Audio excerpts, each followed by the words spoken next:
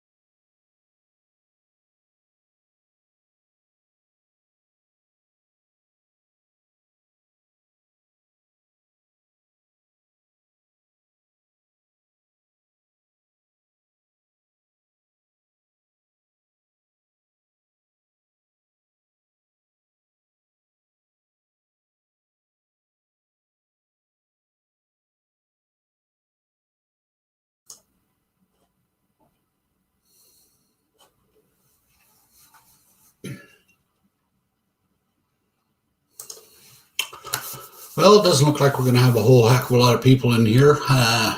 Hopefully, somebody wants to watch the recorded version later on, but that's fine. First of all, let me know, guys, if you can hear me okay. Just type either yes or no or something in between.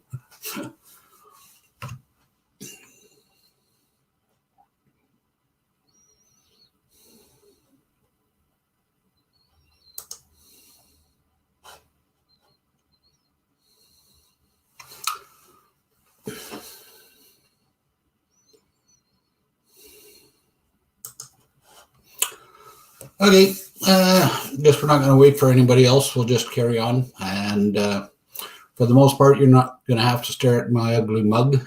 I will have basically a presentation here that I've done. We did one at Skymount last month. Actually, I did two at Skymount last month, and this is going to be the same sort of thing. Do me a favor, though, since we're not live, if you have any questions, just type in right away. Just type in stop, and I'll wait, and then you can ask your questions, and then we'll carry on from there, okay? So we are going to start off with this here. And this is just a basic course. If you've got any kind of photography background, a lot of this may just be a refresher for you. If not, then hopefully you'll learn something out of it. A little bit of my background. I've actually been doing photography for about 45 years, and that's actually what got me into drones. I found that I wanted to get some shots, but it just wasn't physically possible because of landscape and whatnot. So I decided I was going to get into drone photography, and here we are today. So some of the things that we're going to be talking about today is we're going to talk about the difference between regular photography and drone photography. What's the advantages of doing drone photography, and also the limitations of doing it. We're going to talk about framing, and we're not talking about framing a house, we're talking about framing a picture. Contrast, depth of field, camera settings, techniques, and post-processing. So might as well get underway. And some of the pros. Drones get shots that you could never imagine before, and that's simply because they can go places that we physically can't with our own bodies. That moves on to the next one, is you get perspectives that it's just amazing when you kind of feel like you're a bird all of a sudden. It's easier to earn income if you're good at it, and the key reason for that is the fact that the regular cameras have gotten so good that now everybody picks up a camera and all of a sudden they consider themselves a professional photographer. So the market is absolutely flooded with those. And fortunately, there's a very limited number of drone pilots and even a less number that are good at doing photography. It's a lot cheaper to even buy a fairly expensive drone than buying a good quality DSLR setup. Myself, I've got about $20,000 invested in my camera equipment, and that doesn't include my drone. And flat out, it's just fun to fly. I don't know about you guys, but I very much enjoy my flying. Now, the cons of it, nowhere near as much image control. With the better photography drones, such as the Mavic 2 Pro or the Phantom 2 Pro Plus and stuff like that, you've got a lot more camera control, but you will never, ever have the same, what can I say, same effective range that you can with a DSLR. That does not to say that you can't do good pictures, but you are limited. You've got a lot less quality with consumer level drones compared to a DSLR. Our average drones on the good end shoot about 20 megapixel pictures, whereas my everyday camera, which is a little bit higher end, shoots 48 megapixel pictures. And last but not least, you're kind of limited in the areas you can shoot, and that's because of regulations. So out one day, and this is a shot with the DSLR, and it's not a bad picture, not great, but there was kind of something lacking in there for me. So the next thing to do is you whip out the drone, and there. And this just epitomizes why I said that I got into drones, is because and people that know me have heard me say this many times, that it'd be a great shot if only I could stand in the middle of that raging river. Well, this is a perfect example of that. As you can see, it adds a lot more to the picture when you've got the water right dead center in there like that. And although it's not a great shot, it's just an example of what I was saying about you can get shots that you can't with a regular camera. And here's one of the key things. Driving down this road, this was right on the south end of Highway 40. And if you've been down there, basically you've got trees on either side and you can't see anything. So put the drone up a couple of 100 feet, and all of a sudden there's a mountain range that you didn't even know was there. So again, we get that perspective that we never thought we would have. And also getting shots like this. You're not going to get something like that from the ground. And it was kind of an interesting shot. We had a foggy morning, and the fog was just starting to clear out. And I seen a nice hole in the fog, so I decided I was going to go up and shoot this. I think it came out quite well, and unfortunately a little overexposed on it a bit, but it was a limitation of the drone camera. And we talk about limitations. Nice shot. Problem is, it's shot in a national park. So, as you know, we can't fly our drones there. Now, framing, that's where we got to start. One of the key things on framing, and I suggest if you don't already, make sure that you always turn on your grid lines, because your grid lines, you kind of want to follow your rule of thirds. And if you're not familiar with that, for the most part, the key thing is going to be your horizon. And unless you're shooting something of interest in the air, you normally want to keep 1/3 of the sky in the shot. The rest you want to be on the ground. Again, if you're you've got an item of interest that's in the air, well, of course, that kind of goes out the window. So here we've got a shot. It's kind of interesting. Totally unedited shot, just a shot, I'm going to call it. So some people says it looks nice, but to me, it's okay.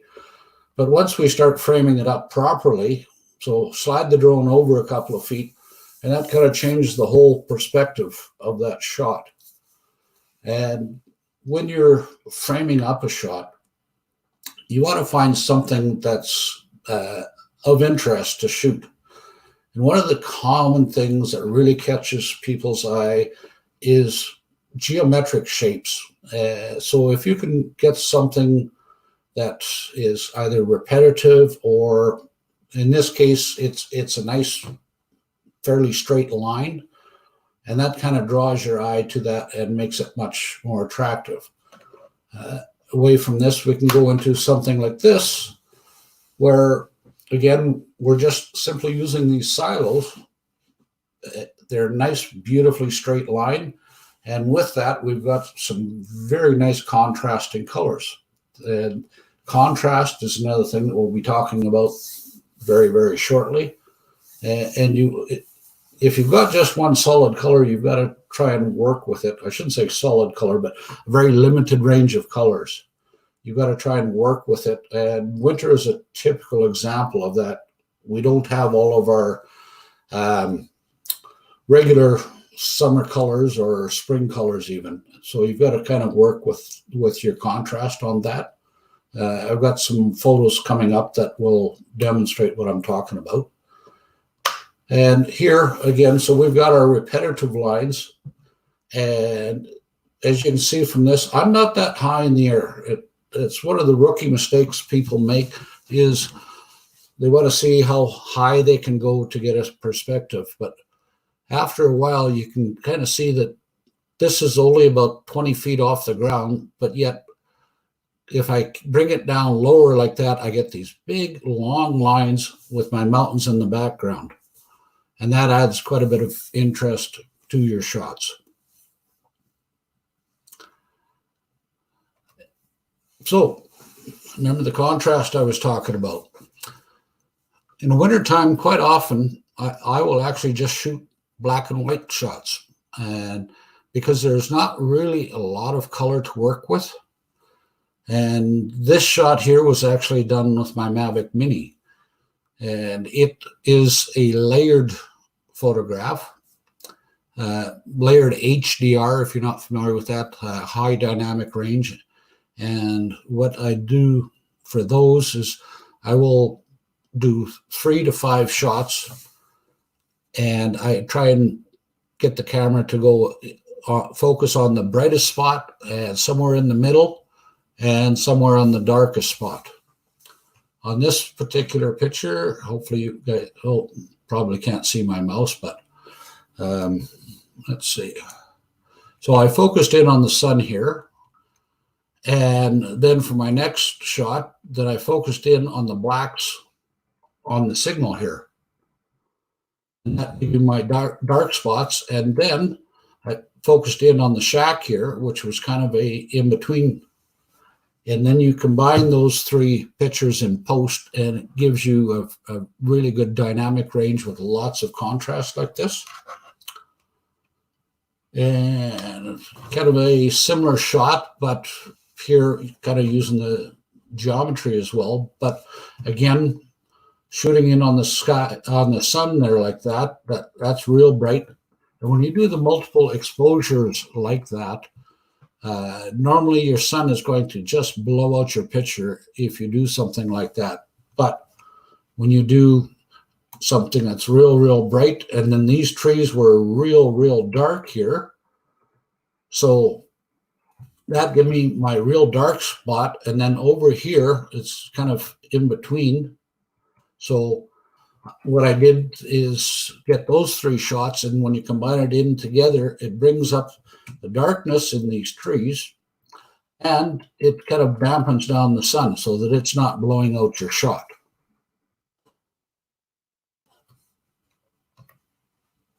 Now, we're talking about probably one of the key things that most people don't understand, but photography is all about what's called the light triangle. And this is the light triangle. And it doesn't matter whether it's drone photography or regular photography.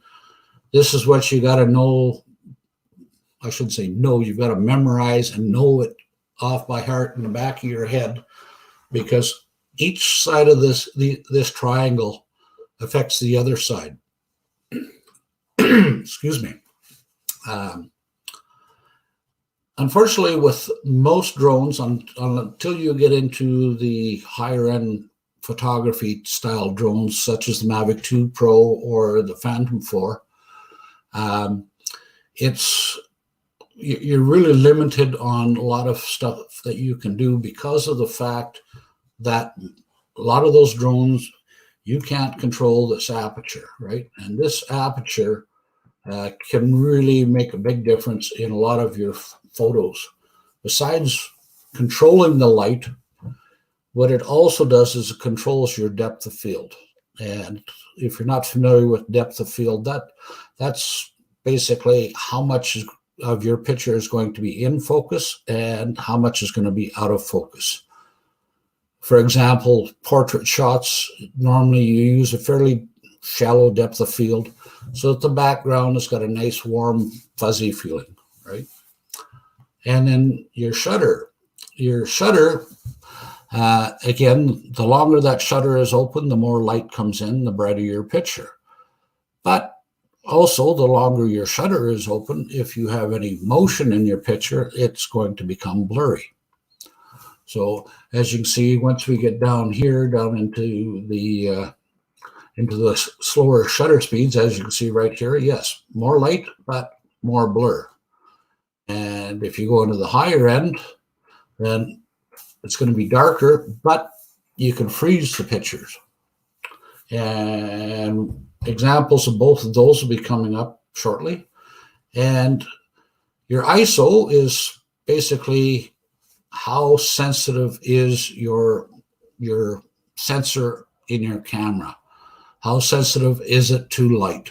And think of it this way. It's whether you're going to develop your picture in 5 minutes or it takes an hour. And that's probably the simplest way to explain it. But the higher your sensitivity, it's just like taking it into the 5-minute Photoshop that may not do as good a quality as the guy that's going to spend hours on your photos. So the higher your sensitivity, the more noise, or call it a dust look, your picture will have. And for the most part, you really don't want that. So you always want to try and keep your sensitivity as low as possible.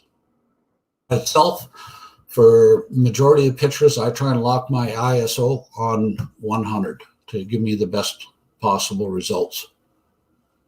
And see, well, we had 5, we're back down to 4 people. Oh, we're back to 5 people again, good. Unfortunately, maybe a few people missed a little bit at the beginning, but this will be available to watch later. It's going to be saved. So anyway, on to the next thing. So let's talk about that depth of field, or as we were saying here, your aperture, right? Because your aperture is going to control your depth of field.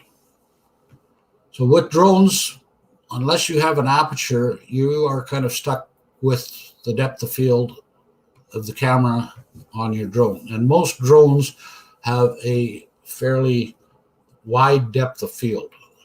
This is a classic example. So you can see everything in the foreground all the way to the background is in focus. And that's because most drones are typically 2.2 to 2.4 f, which means the aperture is nice and wide open, lets in lots of light, and lets lots in focus. For the most part, for drone photography, that's quite often what you want, is to have that wide depth of field. There is times when you want something different, but unless you've got a drone with a aperture, adjustable aperture, I should say, on it, you're going to be kind of stuck with what it is. So now, as an example of narrow depth of field, this was not done with a drone, by the way, but as you can see, this one here, the depth of field on this was so narrow that some parts of the flower are in focus and some aren't.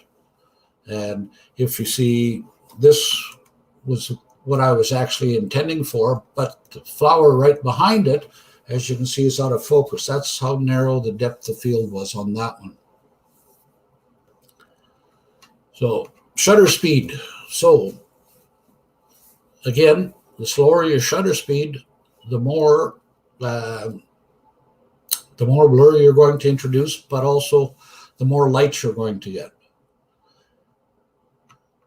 On our drones, if you're into the photography end of things, sometimes you want a little bit of blur and sometimes you don't, and that's why you need to use things like your ND filters.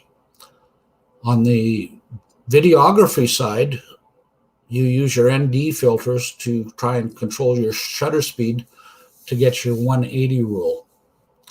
If you're not familiar with the 180 rule, if you're shooting at 30 frames per second in your video, then you want your shutter speed to be twice that. So if you're shooting, for example, at, I'm just going to pick a number, if you're shooting at 25 frames a second, then you want your shutter speed to be 50 frames per second. And more often than not, your drone will be much higher than that. So you use your ND filters to try and darken things down. Think of it as like a pair of sunglasses. So you trick it into slowing down the shutter speed. So with really slow shutter speed, and this is why I say you can put in the motion blur like this. This was actually about I'm thinking, if memory serves me correct, was about a 3/4 of a second exposure. And that was done using an ND filter. Yes, it was on a DSLR, but slowed down my shutter speed to about 3/4 of a second to give the flow effect. Now pull off the ND filter and speed up the shot, and it turns into this. So you get the nice crystal clear, sharp image without the flow. Everybody with me so far? Am I boring you to death? I didn't see any Z's on there. Excuse me, I gotta have something to drink. I'm getting a dry throat. Okay, so moving along. Watch the light.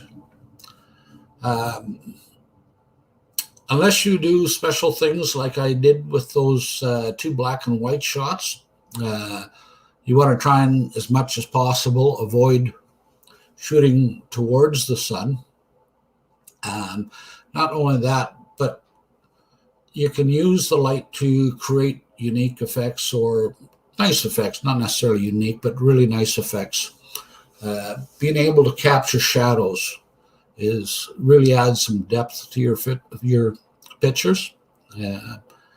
I've had somebody that I actually admire his photography, but he complimented me on he said, "You do a nice job of catching shadows." And I said, "Well, I try, but it doesn't always work."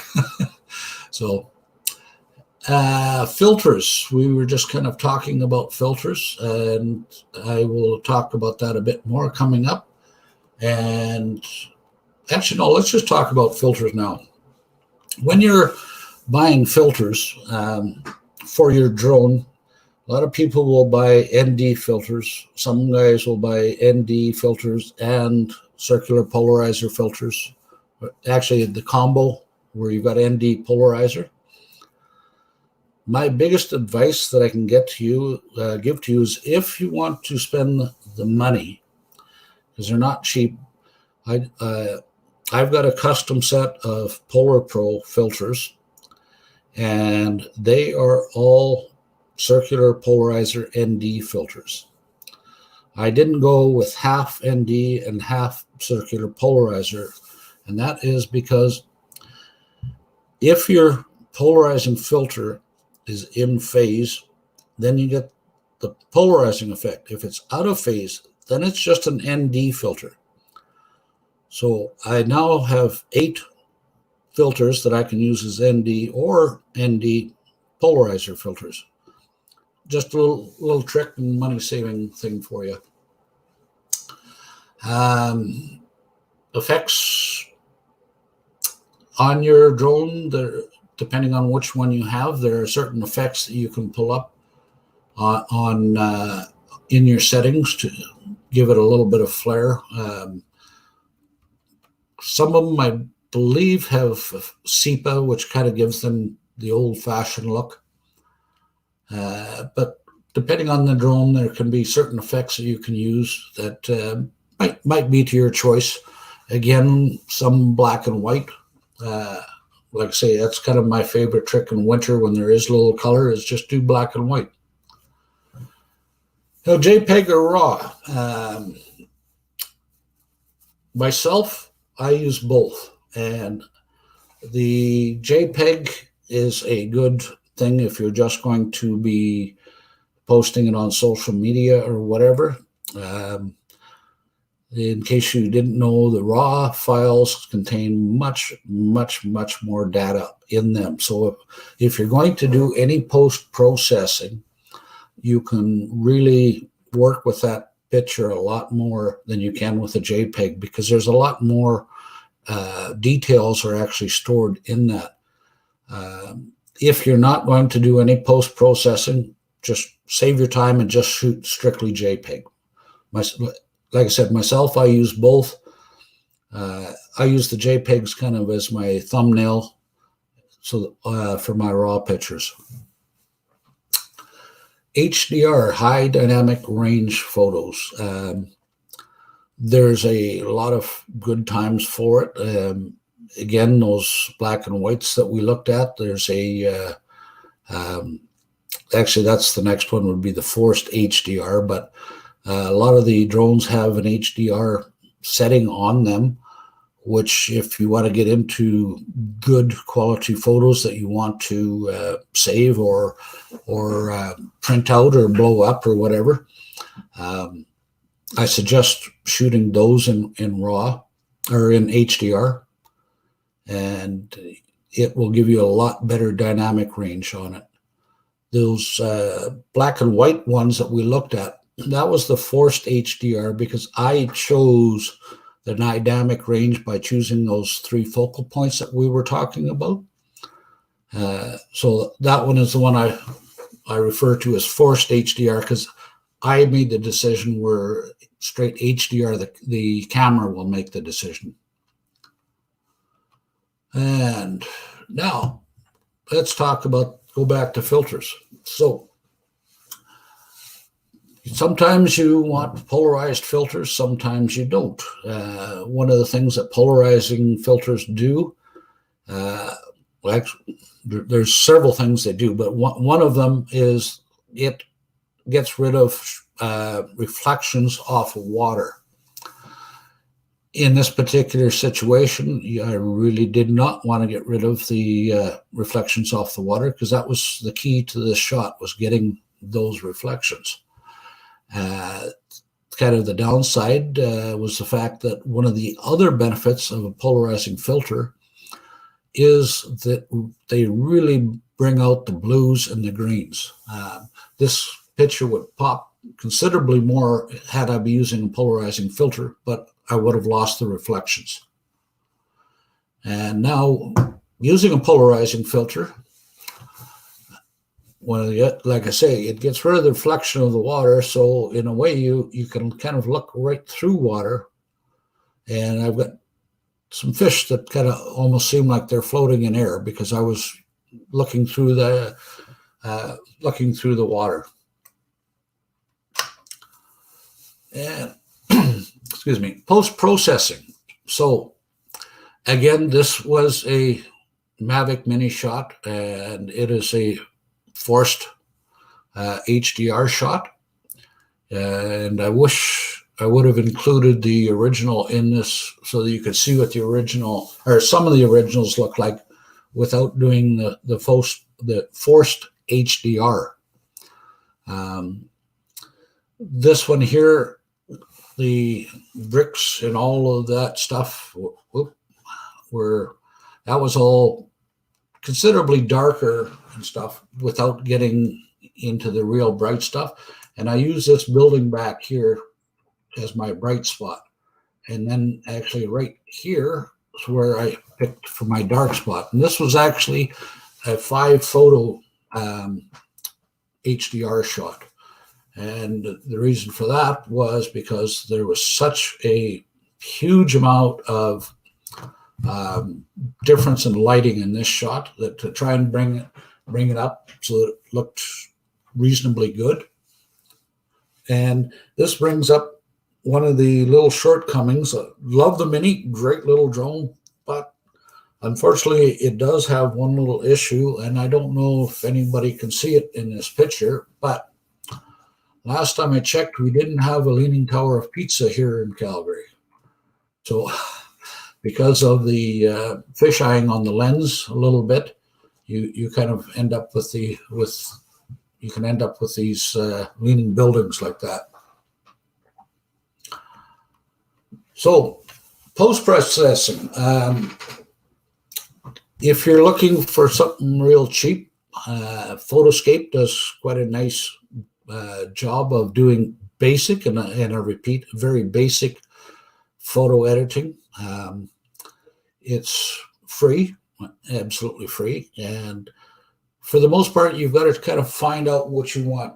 But the following 3 are the 3 ones that I use. I will say that I edit most of my drone photos, and I edit almost none of my DSLR photos because I can do everything that I need to do on the camera. If you decide that you're going to get Photoshop elements, and I much prefer that personally over Adobe Photoshop, because Photoshop, you're going to pay a subscription. And myself, I would sooner just buy it once and then buy a newer version every 3 or 4 years. There's usually not enough change from year to year to warrant the expense of buying it. And a single year subscription of Photoshop is going to cost you more than it would cost you to buy Elements. So just something to consider. And for most people, you're not going to really need Adobe Lightroom. It's good if you want to get into advanced photography. There's some nice features in there that goes a little bit above and beyond what, I shouldn't say above and beyond, but it does slightly different things than what you can do with either Photoshop or Photoshop Elements. And some resources for you. These are some good videos for you to watch, talking about doing long exposure shots and talking about the Mavic 2 sensor size. And sensor size does make a difference, because it's not just how many megapixels, but how big your pixels on your camera actually are. And that's the wrong term, but that's just the one I'm going to use here. But because the bigger your pixel size on your camera, it definitely increases the dynamic range on your camera. If you get a chance on YouTube, check out a guy by Aldrin Estachio. He goes by Flight Path. He does some just awesome videos explaining a lot of good tips and tricks for drone photography. These 2 that are above here, those are both done by him, and he does a very, very nice job of presentation. So that being said, unless you guys have anything more, please comment now. And if you don't have any questions or comments, then this was too easy. I'm used to having feedback all the time while we're talking. It takes longer. So, any questions?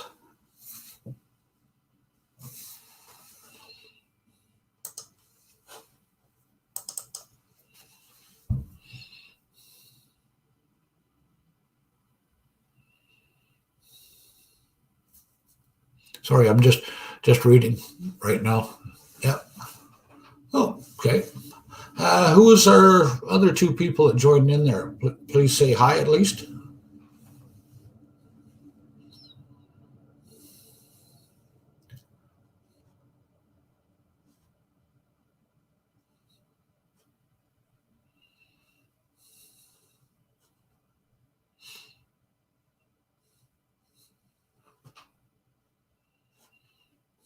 Oh, thank you, Dave.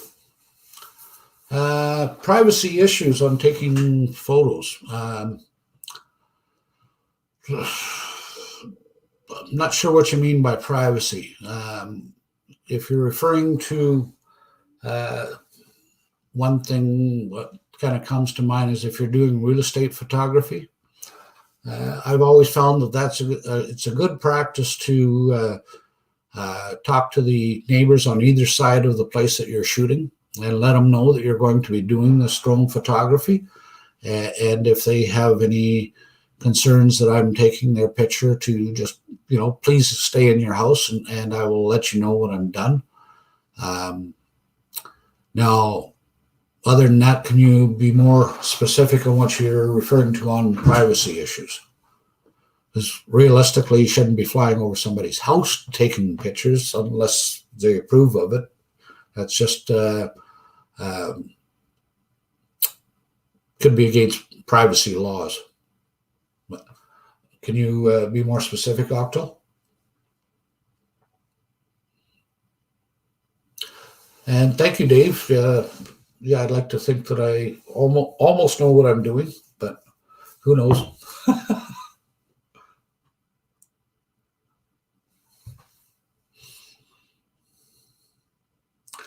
I guess we're not going to get our mystery guest to sign in.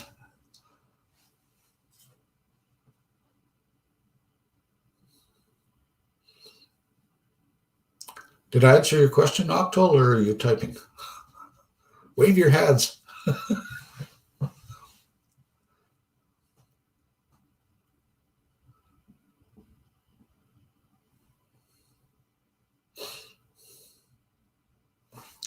Okay, I'll tell you what, since there's a slight lag between when I'm actually doing this and what you guys are seeing, I'll tell you what, just post something in the group, any of your questions. And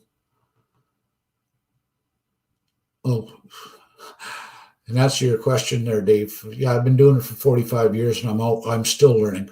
You're only going to be stop learning when you're 6 feet under. Okay, pictures in a park or whatever. You can have what are called incidentals, which happens to be if you're, say, taking a picture of a tree and somebody kind of walks by behind the tree or whatever. That's really not much you can do about that. If somebody comes over and complains, I would strictly just suggest that just tell them if it bothers you, I'll erase the picture. And once they leave, just redo the shot.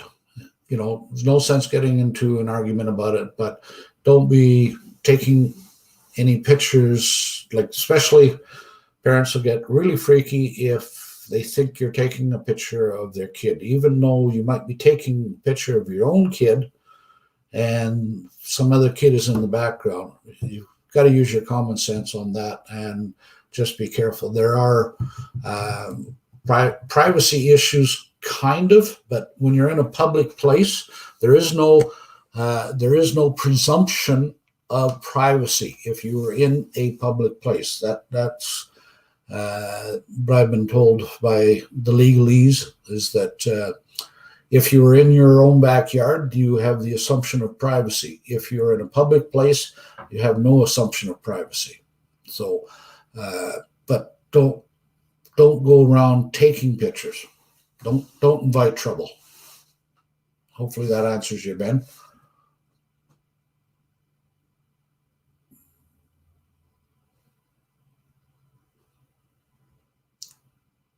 Okay, I'm going to shut this down, and what we'll do is, if you guys have any questions, just post them in the group. This video will be in the group, so just tag it along on that, and I will answer the questions there. I think that'll work better than what we're trying to do here. Okay, thanks for coming, guys. Have a darn fine night, and we will hopefully get over this virus thing and all get out flying soon. So you know, I'm not really planning any kind of a group flights and stuff until we get this thing under control. The more we fight it now, the less we'll be fighting it later. So have a great night. Thanks for stopping by, and hopefully you enjoyed it. That's all, folks.